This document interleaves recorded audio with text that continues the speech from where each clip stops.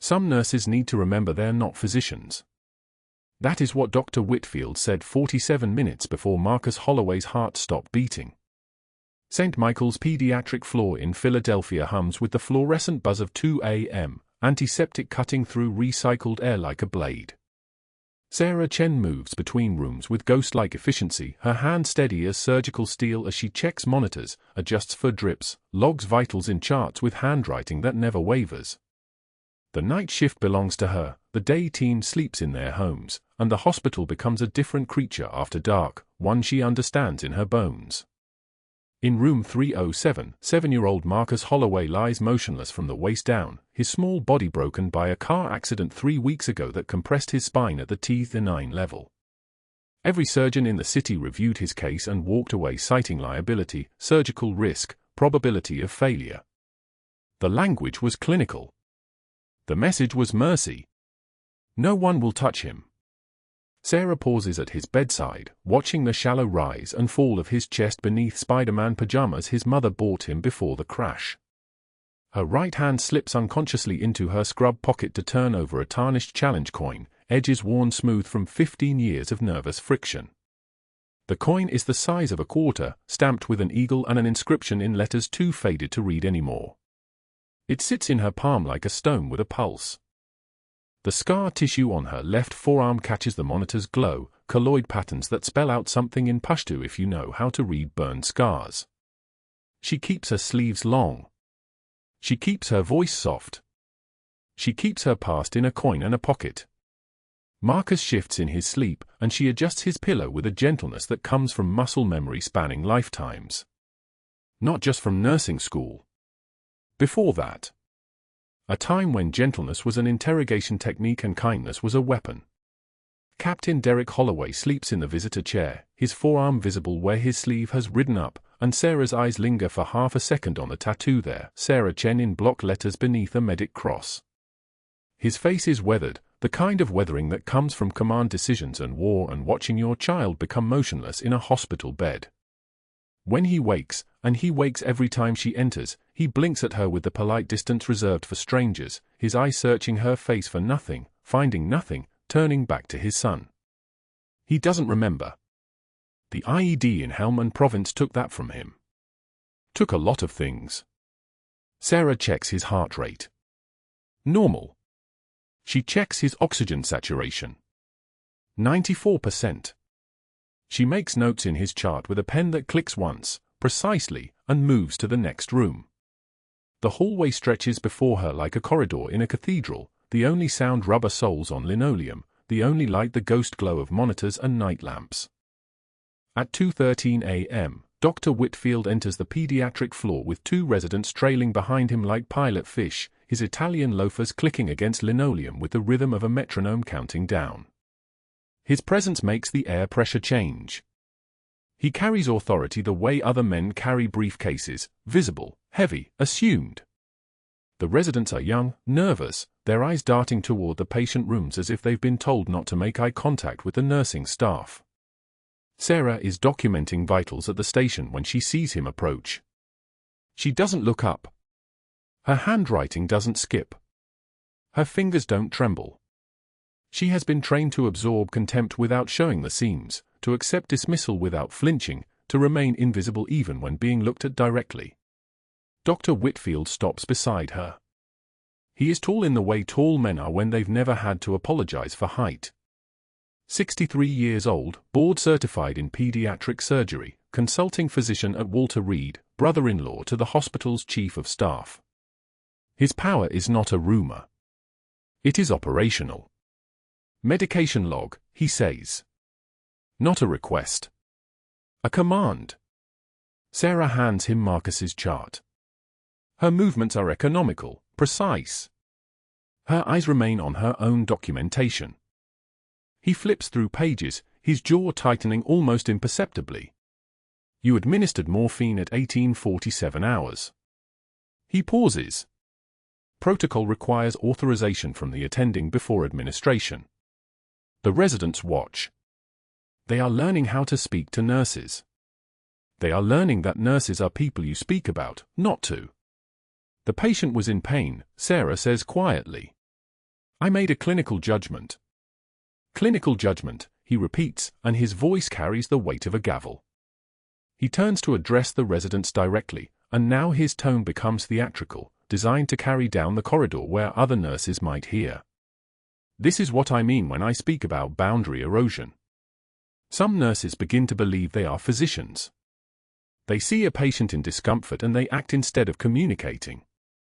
He holds up the medication log. This is how mistakes happen.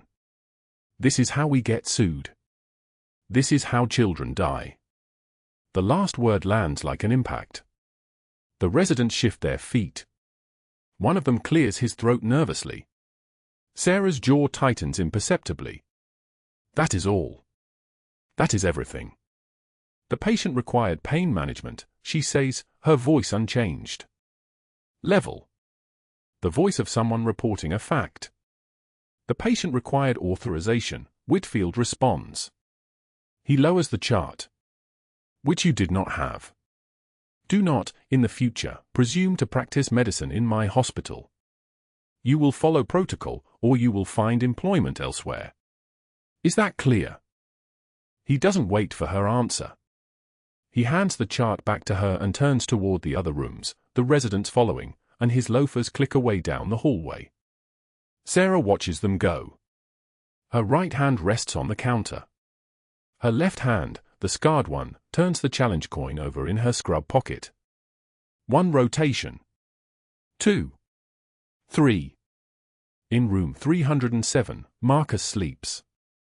Captain Holloway sleeps. The monitors beep their mechanical rhythms. The night shift continues, unchanged, indifferent to what was just said, what was just implied, what was just established in the hierarchy of this fluorescent-lit kingdom where nurses don't make decisions and children accept the paralysis that no one will try to fix. Sarah takes a breath.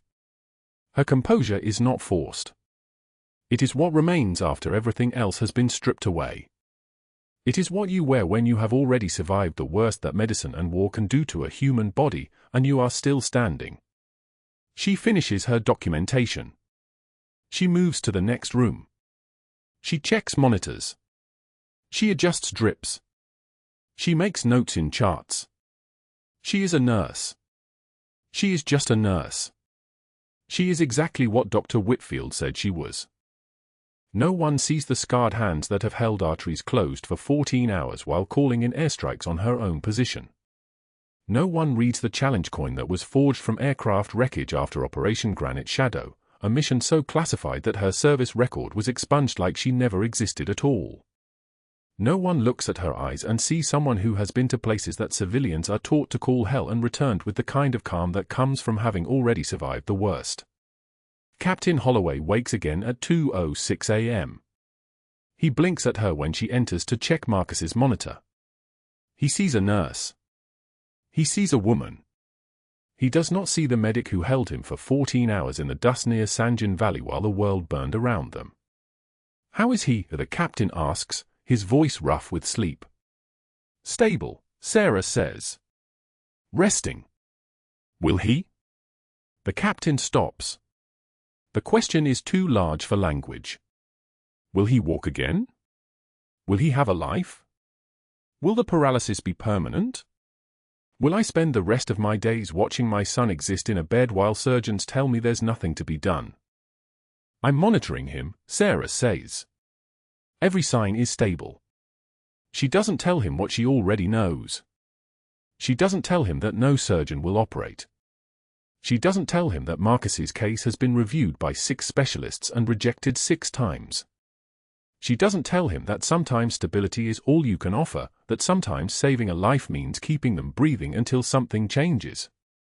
She moves to adjust his fore, and her left hand, the scarred one, steadies the line with a precision that belongs to someone who has done this 1,000 times in places where there was no anesthesia and the only light came from artillery fire. The captain doesn't notice. He is looking at his son. At 3:15 a.m., Sarah sits alone in the break room with a coffee that's been reheated so many times it tastes like the machine that made it. The fluorescent lights hum their mechanical song. Outside the single small window, Philadelphia sleeps. Inside, she turns the challenge coin over and over, a meditation, a prayer, a reminder of who she was before she became this. The door opens. Another nurse, Jackson, day shift supervisor, pokes his head in. "You good?" he asks. "Fine," she says. Whitfield was in rare form tonight. Sarah doesn't respond. She pockets the coin.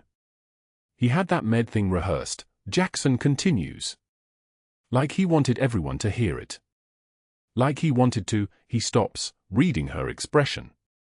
"Anyway, you did the right thing with Marcus.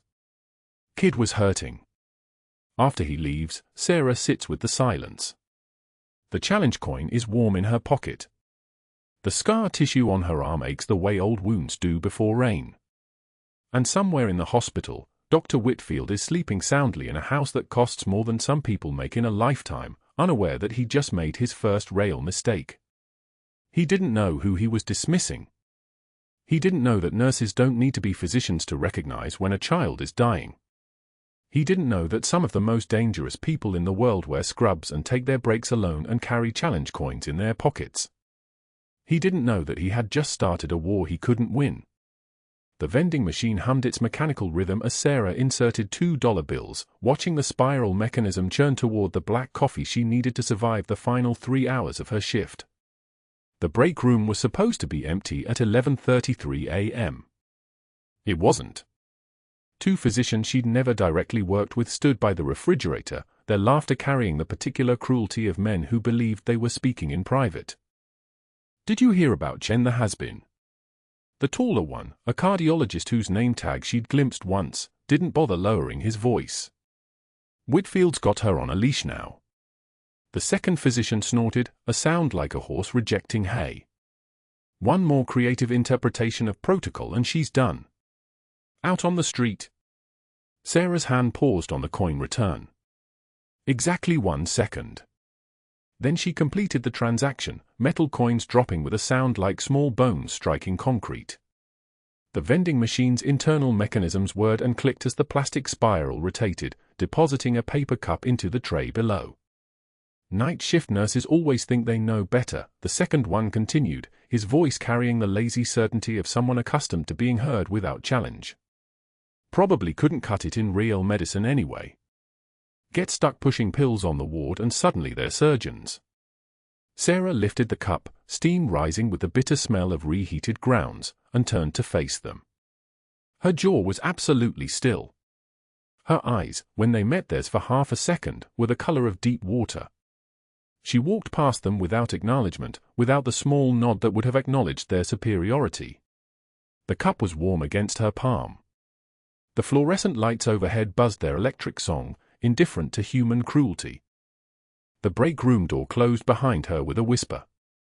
She had learned long ago that the most powerful response to mockery was competence. Not anger. Not tears. Not the theatrical displays of wounded pride that gave antagonists the satisfaction they craved. Competence was a weapon that couldn't be disarmed by words. She walked back toward the pediatric ward, the challenge coin heavy in her pocket, tarnished silver inscribed with a call sign she couldn't speak aloud, a rank she couldn't claim, a history that had been erased so thoroughly that it officially never existed. "Pain is information," the old saying went. And right now, the information was clear: Dr. Whitfield had found his allies. The pressure was building. What happened next would determine whether she walked out on her own terms or was escorted out by security. By 1:36 p.m., she knew which option Whitfield had chosen. She found him waiting outside Marcus's room with a security guard whose hand rested on his belt loop with the casual authority of a man who'd been given permission to use it. The guard's posture was wrong, too rigid, too eager. He wasn't here to be helpful. He was here to be a witness to whatever Whitfield was about to do. One more instance of procedural non-compliance, Nurse Chen, and you'll be escorted out in handcuffs.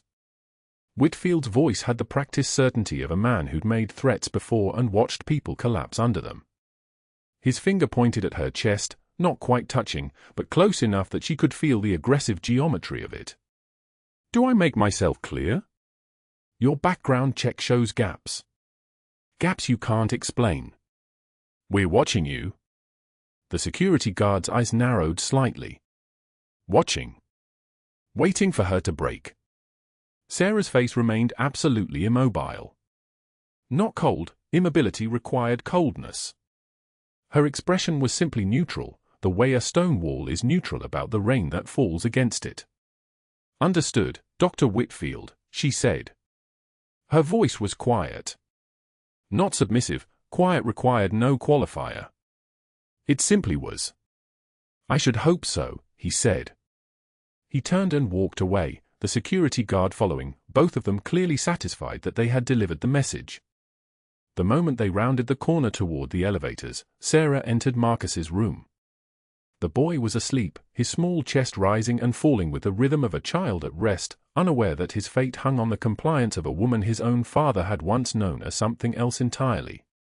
Captain Derek Holloway sat in the recliner chair beside the bed, his head tilted back, his neck exposing the tattoo on his forearm, her name in block letters beneath a medic cross, a memorial to a day he couldn't remember but his body refused to forget. Sarah pulled up the digital charting system on the bedside computer and began updating Marcus's medication log with the clinical detachment of someone recording facts. Temperature. Pulse. Respiration. Oxygen saturation at 96%. Pain level. Bowel sounds. The cursor blinked beneath each entry, waiting for her input, and her fingers moved across the keyboard with the precise efficiency of someone for whom typing had become muscle memory. No tremor. No hesitation. In her pocket, her fingers found the challenge coin and gripped it until the edges cut small crescents into her palm. The pain was sharp and clean. Pain is data. Data told her the truth that the personnel file her employers had access to would never contain, that she had been trained to operate in environments where hesitation meant death, where the difference between compliance and innovation could be measured in heartbeats, where protocol was useful only insofar as it kept people alive. Everything else was negotiable. Dr. Whitfield didn't know that. He didn't know that the quiet woman he was threatening had once held a man's femoral artery closed with one hand while returning fire with the other. He didn't know that she had been recommended for the Navy Cross before the mission was buried under 6 layers of classification. He didn't know that the reason her background check showed gaps was because an entire career, 12 years, 3 tours, 2 Purple Hearts, and a commendation she wasn't permitted to speak about, had been systematically redacted from every official record. What he knew was that she had administered medication 15 minutes early. What he knew was that protocol mattered more than compassion. More than results. More than a 7-year-old boy who would spend the rest of his life in a wheelchair if better doctors than anyone currently at St. Michael's could manage to fix what the car had broken. What he didn't know was that at 2:16 a.m. the next morning, every calculation he'd made about who Sarah Chen was would become instantly, irrevocably irrelevant. But that moment hadn't arrived yet. For now, she sat at the bedside computer in the silent hospital, her profile illuminated by the glow of the screen, her hands moving through the liturgy of documentation that kept the system functioning, kept her employed, kept her invisible. Outside the window, Philadelphia slept. In the hallway, the night shift moved through its routines with the practiced efficiency of people for whom the strange hours had become the only hours that made sense. Marcus slept. His father slept. And Sarah Chen, who had no name that anyone here could speak, who had no rank that any official document would recognize, who carried only a tarnished coin and a collection of scars beneath her scrubs, waited for the moment when compliance would no longer be a choice. At 2:27 a.m., the monitor alarm screams. 1 second of silence. Then the sound hits like a physical blow, the high-pitched wail that every nurse recognizes as the moment everything changes. Sarah's head comes up from the chart she's been updating. Marcus's oxygen saturation is dropping. 94, 89. 82, the numbers cascading downward like a digital avalanche. She moves before her brain catches up. Her feet are already moving toward his room, already knowing what she'll find. The crash cart is 3 steps behind her. Her hands know this rhythm. They've known it for 17 years, through Helmand Province and into this pediatric ward where a 7-year-old boy is turning the color of slate. The on-call resident, Dr. Patterson, is already there, standing in the doorway with his hands at his sides. He's watching Marcus's chest rise and fall in sharp, panic gasps. The boy's lips are blue. Not pale. Not faintly discolored. Actually blue. The kind of blue that means oxygen isn't reaching where it needs to go. He was stable, Patterson says. His voice is flat. Confused. He was stable an hour ago. Sarah doesn't answer. She's reading the monitor display like it's written in her bones. The saturation line dropping, 71 now, falling still while the heart rate climbs. 142, 151. The body screaming for oxygen it can't use. She pulls the crash cart closer, her movements precise as a watch mechanism. His heart sounds muffled, she says. Not to Patterson. To the room. To the problem. What does that mean? The resident's voice cracks slightly on the last word. Cardiac tamponade. Fluid around the heart. It's compressing his ventricle. The words come out flat, clinical, the voice of someone who has said worse things in worse places. She's already opening drawers in the crash cart, the one she set up herself at shift start, the one she knows like a second skeleton.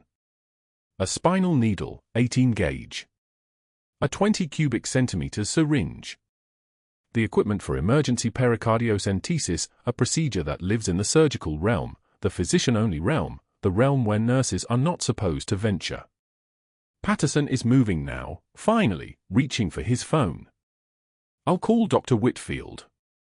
I'll call. He'll be here in 12 minutes. Sarah's hands are already working. Marcus won't make it in 12 minutes. The calculation hangs in the air between them like a knife. 12 minutes to wait. 12 minutes while the boy's oxygen drops to levels where brain damage begins. Where the ventricle stops contracting. Where a 7-year-old child stops being salvageable. She sits on the edge of the bed, her hand steady as surgical steel. The boy's ribs are small under his gown. Child-sized. The distance she needs to navigate is shorter here than on adult bodies, but the margin for error is identical.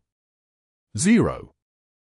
Sarah, you can't, Patterson starts. I can. Her voice has changed. It's not the deferential night shift nurse now. It's someone else. Someone carved from ice and 17 years of triage decisions made under fire. You're going to watch. You're going to call it in. But you're not going to interfere. She palpates Marcus's ribs. The 5th intercostal space. The midclavicular line. The anatomical landmarks her hands found in the darkness of forward surgical tents are still there, still under her fingers. The needle goes in at a 45-degree angle. The syringe is attached. She's moving with muscle memory that predates this hospital, predates this uniform, predates the quiet person everyone thinks she is. The needle advances. Penetrates. There's resistance, the pericardial sac. Then it gives. Blood fills the syringe. 60 cubic centimeters. The pressure that was crushing Marcus's heart, drawn up through a needle, released into a plastic chamber. Dark red. Thick. The accumulation from an injury the day team missed. A bleeding they didn't catch in their scans and x-rays and careful assessments that assumed a child hit by a car wouldn't have internal bleeding 6 hours after the collision. Marcus gasps. His entire body convulses upward, his back arching off the mattress.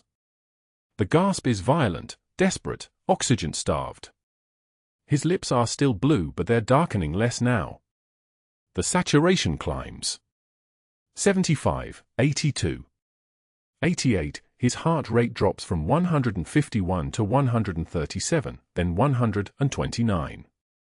The monitor's rhythm becomes something resembling normal. The boy's eyes open. He's not conscious, he's on pain medication, but he's breathing.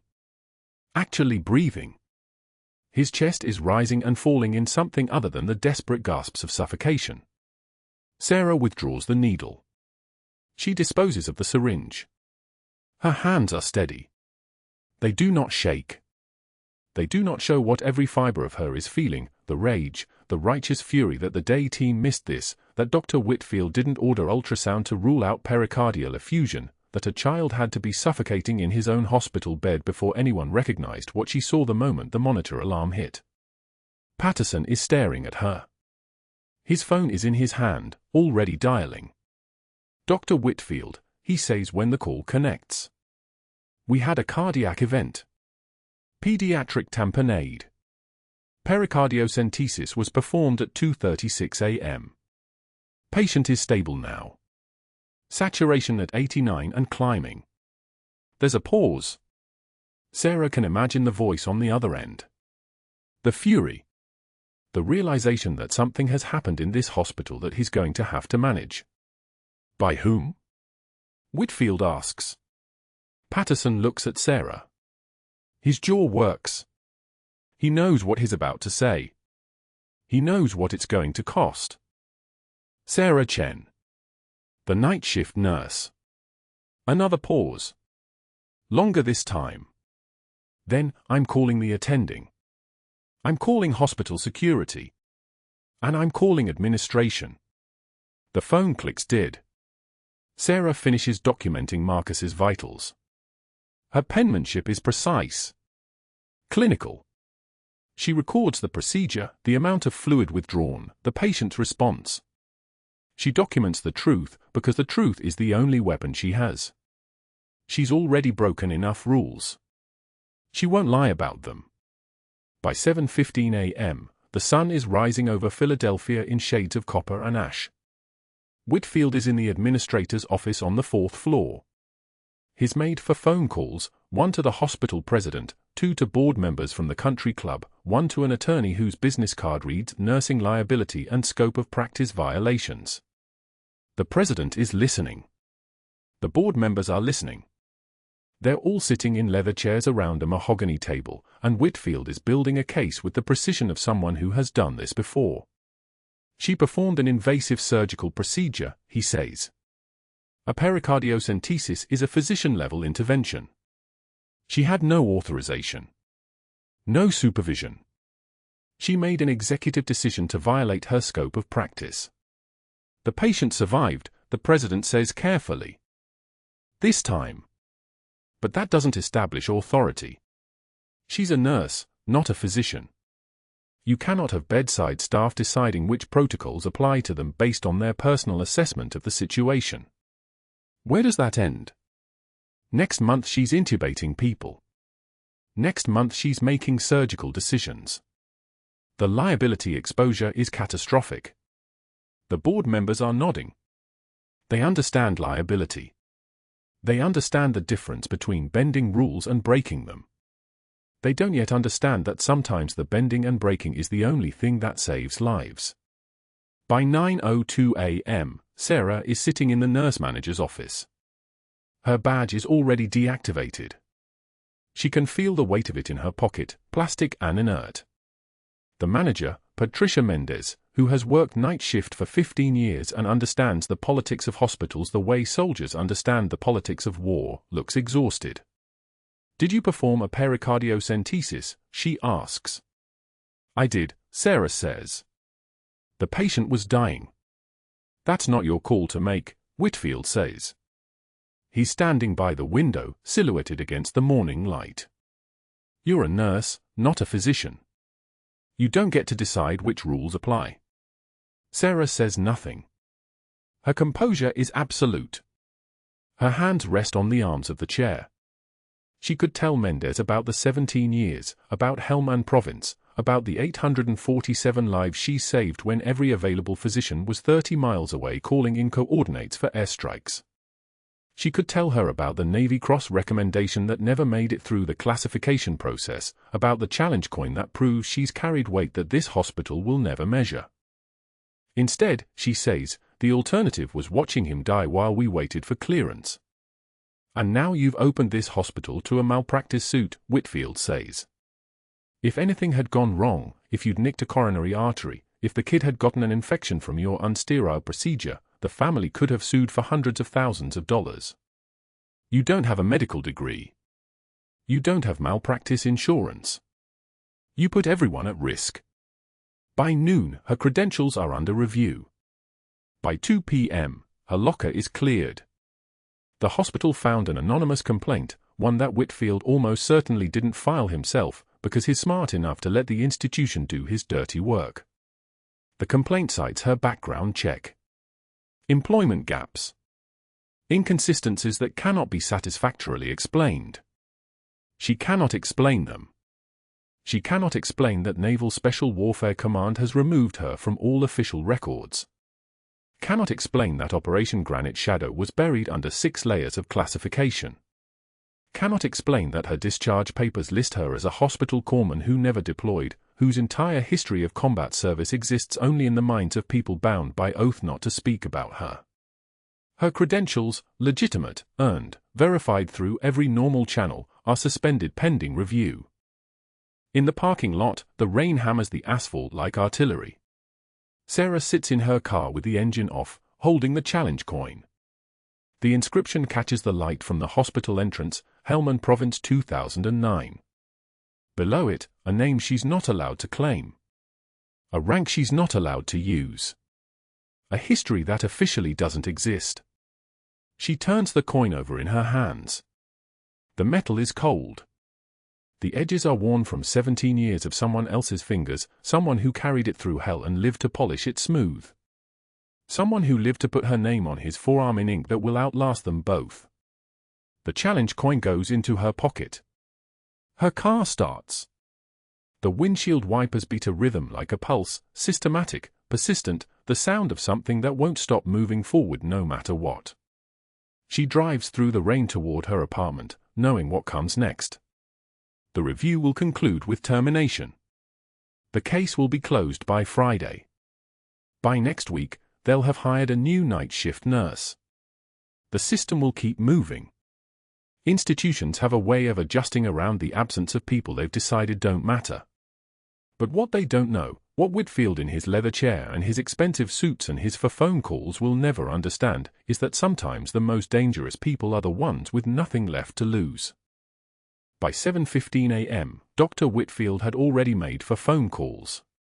The first was to hospital president Mitchell Hayes, delivered from Whitfield's leather chair in his private cardiology office on Walnut Street, a space that smelled like expensive aftershave and the particular staleness of recirculated air from buildings that cost more per square foot than most people's annual salary.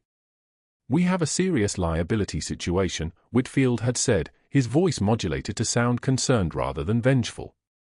A nurse performed an invasive procedure without authorization. Emergency pericardiocentesis. On a pediatric patient. Hayes had listened. Whitfield knew he would.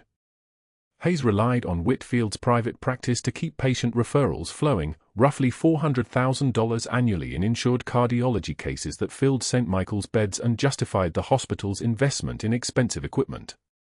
The economics of modern medicine were simple: keep the revenue stream happy, or watch the quarterly report slide red. The second call was to board member Patricia Cornwell, who owed Whitfield a consulting contract on her husband's medical device startup, a contract that had quietly deposited $180,000 into her personal investment account over 3 years. "The Chen situation could expose us to massive malpractice claims," he'd explained. A rogue nurse. Practicing outside her scope. The board needs to act decisively. The third call was to board member Richard Hayes, Patricia's brother-in-law, who had received $220,000 in referral commissions from Whitfield's practice over the past 18 months. Richard was easier to convince. He'd simply said, "Done," and hung up.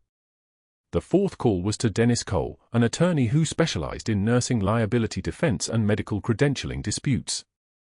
Cole charged $650 per hour and had an 87% success rate in defending hospitals against allegations of negligent credential review. "I need documentation of protocol violations, scope of practice issues, and background irregularities," Whitfield had told him. "Everything needs to be airtight." By 9:27 a.m., Cole had sent a formal email outlining the legal strategy. The case would rest on 3 pillars. First, the emergency procedure constituted practicing medicine without a license, a felony in Pennsylvania. Second, Sarah's background check contained unexplained gaps from 2008 through 2012, a period during which she claimed no employment, no education, nothing. Third, her nursing school transcript was legitimate, but her earlier history was murky. Inconsistencies created liability. Liability created grounds for immediate termination for cause. The gaps existed because Sarah had been operating in Helmand Province under command authority that would never appear on a civilian resume. Master Chief Petty Officer. Combat Medic. Classified Operations. Naval Special Warfare Command had spent 3 months erasing her from existence, not maliciously, but methodically, the way an institution scrubs away operations that couldn't survive public scrutiny. The discharge papers they'd given her listed her ranking correctly, her deployment obliquely, her actual service record minimally. She was supposed to disappear into civilian life. She wasn't supposed to save anyone's child and draw attention. Sarah learned she was terminated at 11:43 a.m. when Margaret Chen, no relation, from Hospital Human Resources called her into a small grey conference room on the 3rd floor. Margaret had sad eyes and a folder stamped confidential that she wasn't allowed to show Sarah in detail. There's an anonymous complaint about gaps in your background check, Margaret had explained, her voice gentle in the way people speak to someone they've been instructed to fire with dignity. The board has voted to immediately suspend your credentials pending a formal review. We'll need your badge and your locker cleared by 2 p.m. Sarah had nodded. She didn't ask questions. Questions implied resistance. Resistance implied something worth defending. She'd learned in the military that silence was a form of tactical patience. You absorbed information, you didn't broadcast emotion, you waited for the full picture before you moved. By 1:27 p.m., her locker was empty. The locker had contained what every nurse's locker contains: spare compression socks, a sweater for the frigid hospital air, protein bars, a phone charger. And the challenge coin, which she transferred from her pocket to her hand, turning it over and over as she looked at the bare metal shelf.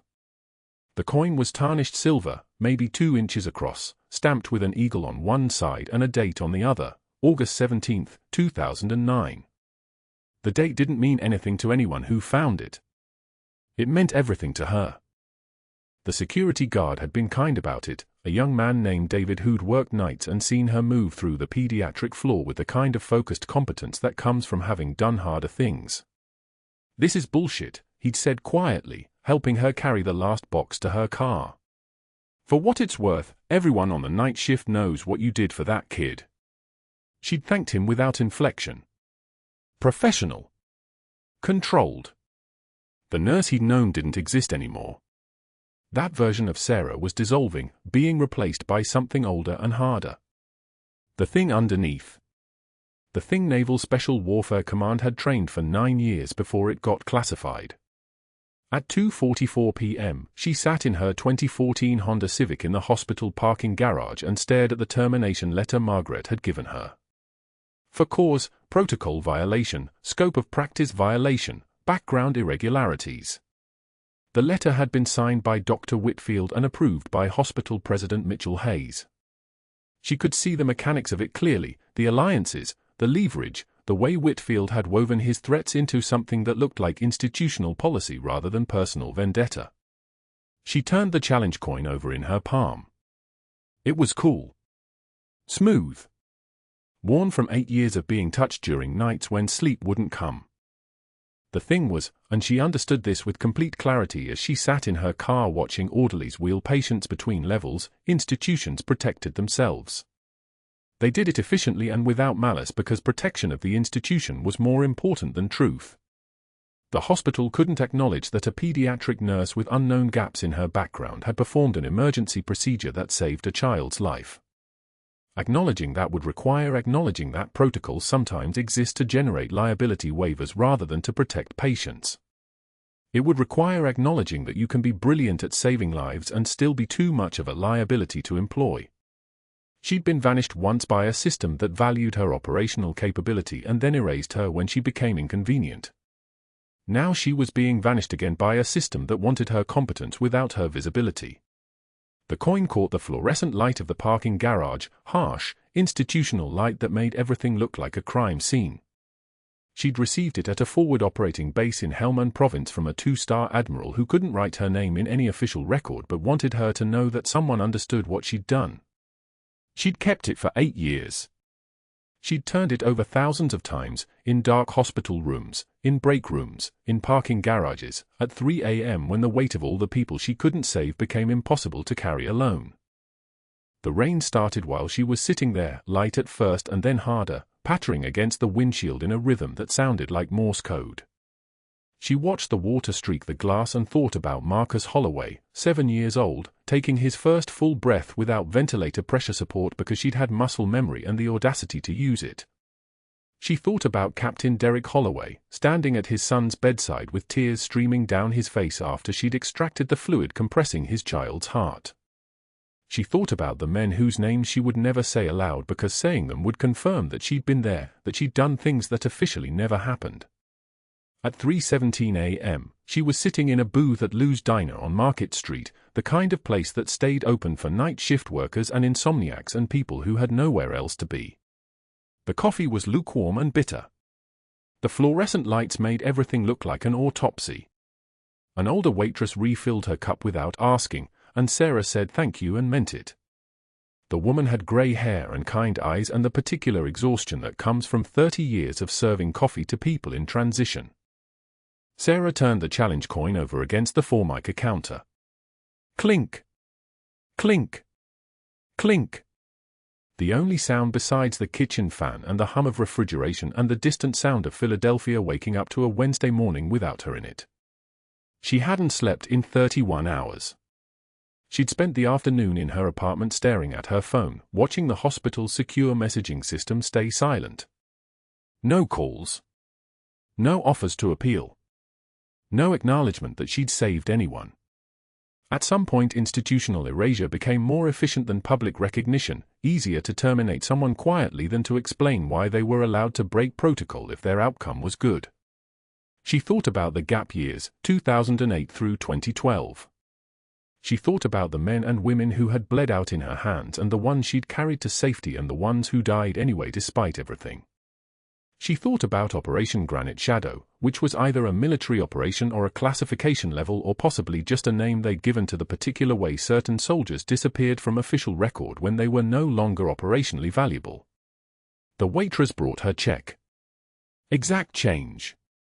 Sarah left a $5 bill on a $15 tab and walked out into the pre-dawn Philadelphia streets.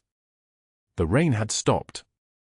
The air smelled like wet asphalt and the electric smell that comes after a thunderstorm. She walked without destination, just movement, just the particular exhaustion of someone whose life had folded closed twice in the same decade. She had no idea what was waiting at St. Michael's Hospital at 1:48 p.m. that afternoon. She had no idea that Rashid Ahmadi, a former interpreter who'd been with her convoy in Helmand Province, would be wheeled past the administration conference room with post-surgical complications from an emergency gallbladder removal. She had no idea that he would see her face on security camera monitors in the hallway and that recognition would break through 9 years of careful institutional erasure. But Whitfield knew something was coming. He could feel it the way apex predators sense movement at the edge of their territory. At 9:34 a.m., he reviewed his presentation one final time in his private office. He'd practiced his closing remarks: "We cannot allow one rogue nurse to jeopardize this institution's reputation. The board must act decisively to protect St. Michael's from liability." He had the votes. He had the documentation. He had the legal framework. He had no idea that the woman he was about to destroy had survived things that would require an admiral to explain. 3 in the morning finds Sarah Chen in an empty diner on Market Street, the kind of place that never closes because nobody really wants it to. She sits in a booth with cracked vinyl seats, her fingers wrapped around a white ceramic cup of coffee that went cold approximately 40 minutes ago. The fluorescent lights hum their lonely song above her head. Outside the window, Philadelphia sleeps, rain hammering the glass like it's trying to break through to somewhere warmer, somewhere less complicated. She stares at her reflection in the darkened pane, and it's like looking at a ghost. The scrubs are gone. The badge is gone.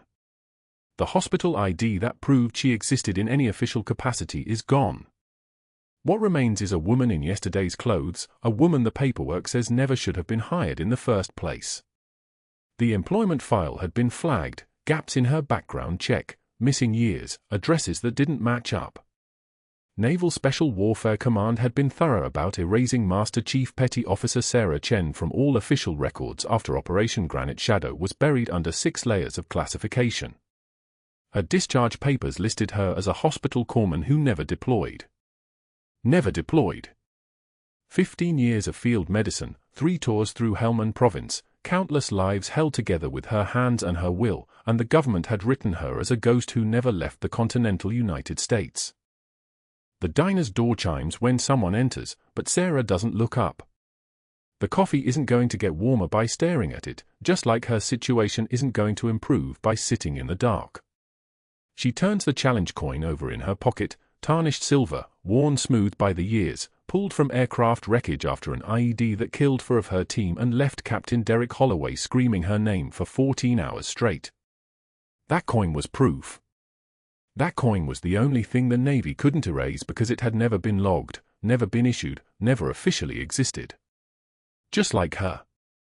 The waitress refills the cup without asking, which means she's been here long enough to become familiar.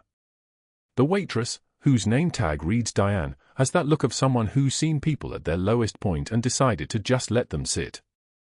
There's kindness in it, and Sarah almost can't stand kindness right now. Kindness means she has to stay human. Kindness means she has to keep breathing. The question arrives at 3:36 a.m., not spoken out loud but sitting in the space between her ribs where doubt lives, if the last 15 years of saving lives in silence will end with her simply vanishing again. Erased twice. First by the Navy when they buried her heroism under classified documents and stamped her discharge with a fiction. Now by the hospital when Dr. Whitfield had called the administration into a back room with his attorney and his documentation of her protocol violations, administering pain medication 15 minutes early, performing a procedure without licensure, practicing medicine without authorization. Never mind that she'd saved Marcus Holloway's life.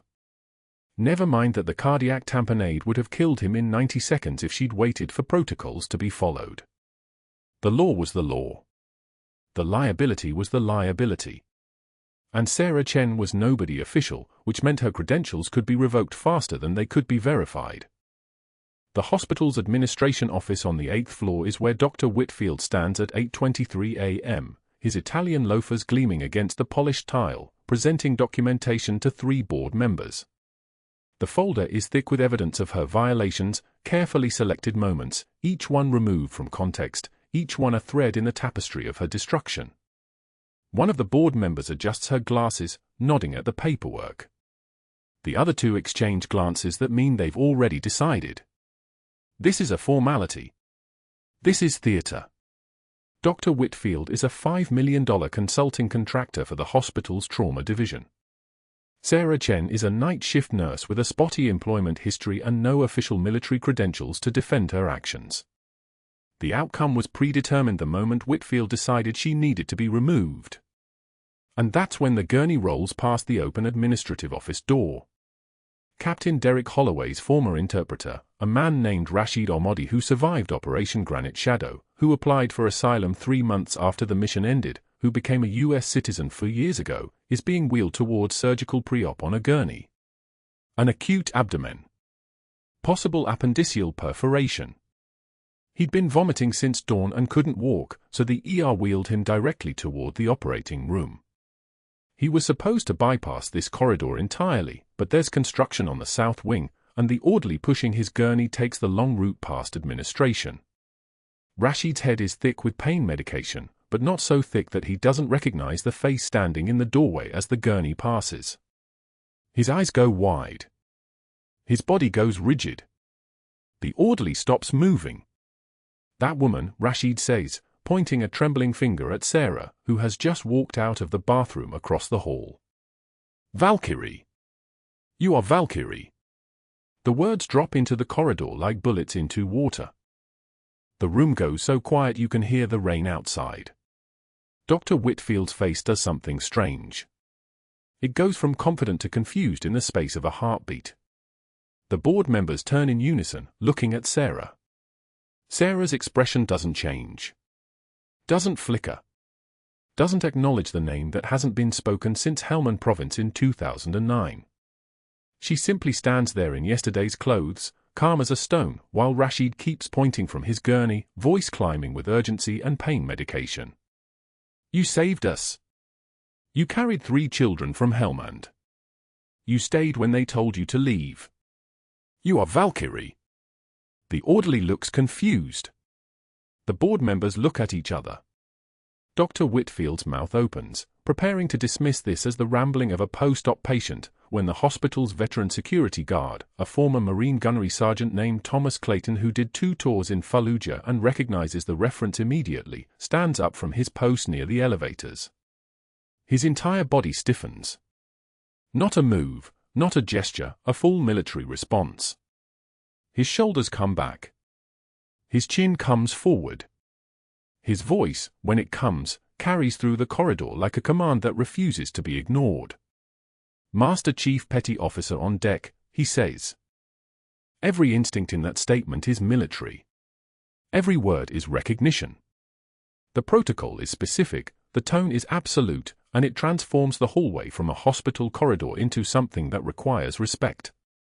Nurses stop moving. Orderlies pause. Even the fluorescent lights seem to dim in deference to what's being announced. The security guard, Clayton, salutes, not casual, not performative, but a full formal salute directed at Sarah, his hand striking his temple with precision that betrays the muscle memory of uniform. Master Chief Petty Officer on deck, he repeats, because some announcements deserve to be made twice. Dr. Whitfield's face goes white. Not red with anger.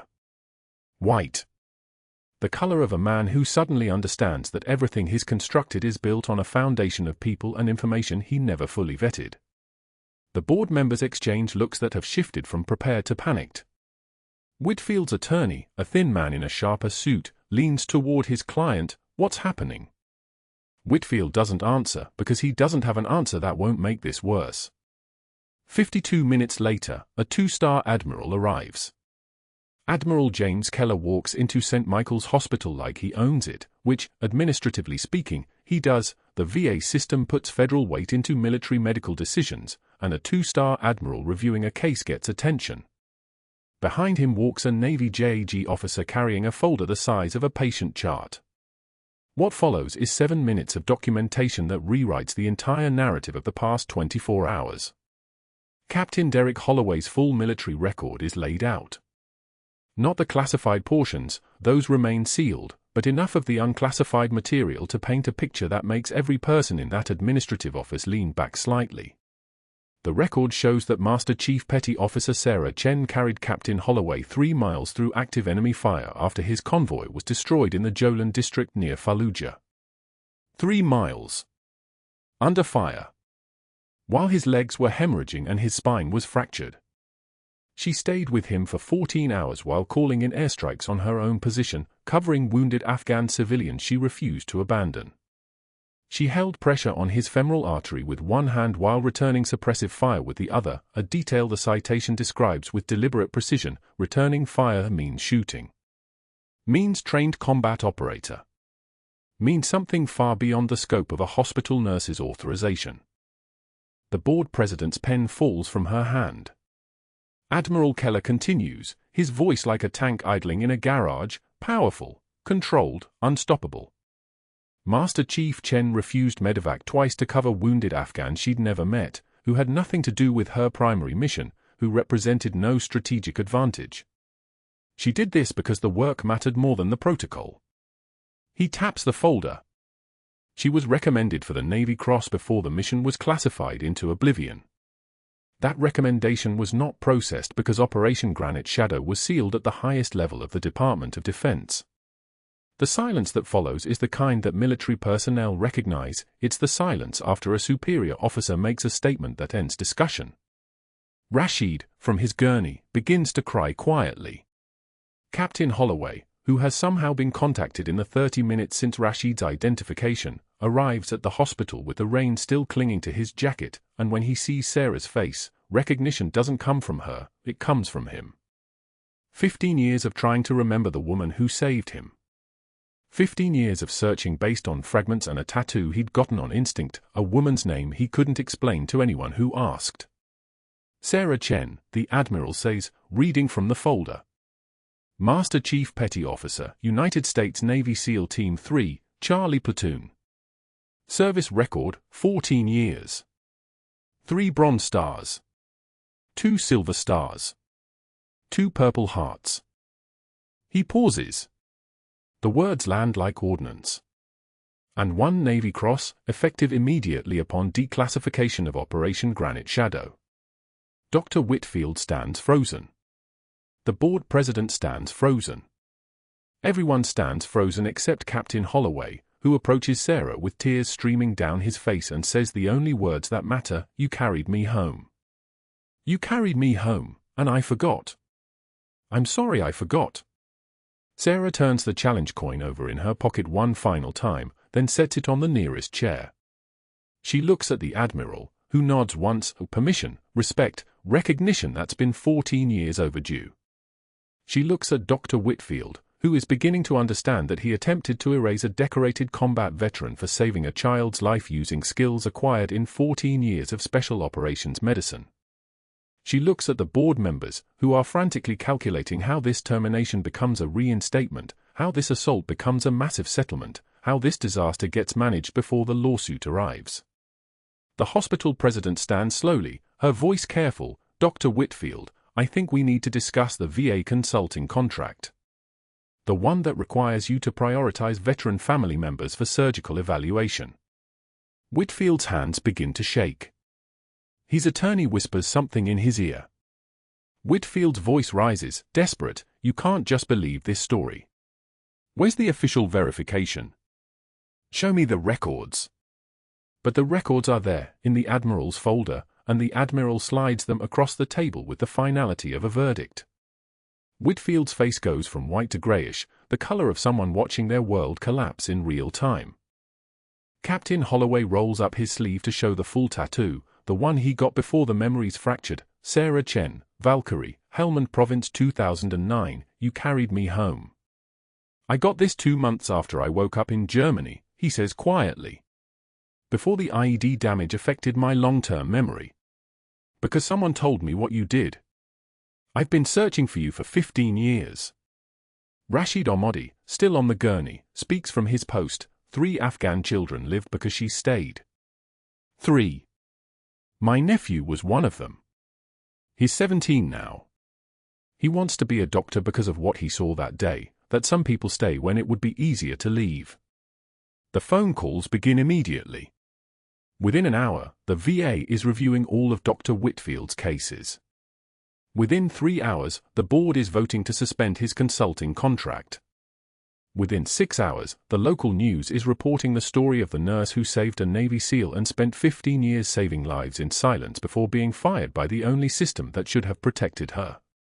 And Sarah Chen, Master Chief Petty Officer, decorated combat veteran, quiet warrior, stands in the hallway of St. Michael's Hospital in Philadelphia and begins the long process of being remembered. If you found Sarah's story powerful, please like and subscribe to see more stories about the quiet heroes we pass every day without knowing their names. These individuals deserve recognition, and you deserve to know their truth. Comment below, what would you have done in her position? Share this with someone who needs to know that true power isn't found in titles or authority. It's found in the willingness to stay.